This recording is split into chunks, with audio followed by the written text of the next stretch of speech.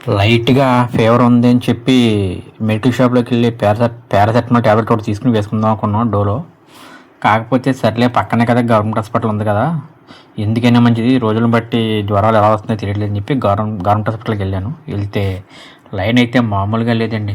చాలా పెద్ద లైన్ ఉంది. హాస్పిటల్ అయితే ఈ గవర్నమెంట్ అయితే చాలా బాగా డెవలప్ చేసింది. కాకపోతే గవర్నమెంట్ డెవలప్ చేసినా లోన డాక్టర్లు వైద్యం సరిగ్గా చేయాలి కదా! వెళ్ళానండి. చూసాడు జ్వరమా అని చెప్పేసి ఏదో 2 గీతలు గీసాడు.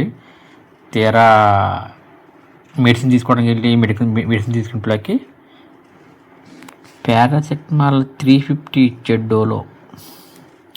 నాకు మైండ్ బ్లాక్ అయింది. ఇంత లైన్లో నిలబడి 10 ఆ మెడికల్ షాప్ దగ్గర తీసుకుంటే సరిపోను కదా! ఆ ₹2కి డోలో వచ్చునని చెప్పేసి టైం అంతా వేస్ట్ అయింది. డాక్టర్లకి శాలరీలు గవర్నమెంట్ ఇస్తాం కాదు, జనాలకు అందరికీ మొబైల్ ఉంటుంది కాబట్టి జనాల రేటింగ్ని బట్టి శాలరీస్ ఇస్తే వైద్యం కరెక్ట్గా చేస్తారని చెప్పి నా అభిప్రాయం. మీకు ఇలా జరుగుంటే నాకు కామెంట్ పెట్టండి ప్లీజ్.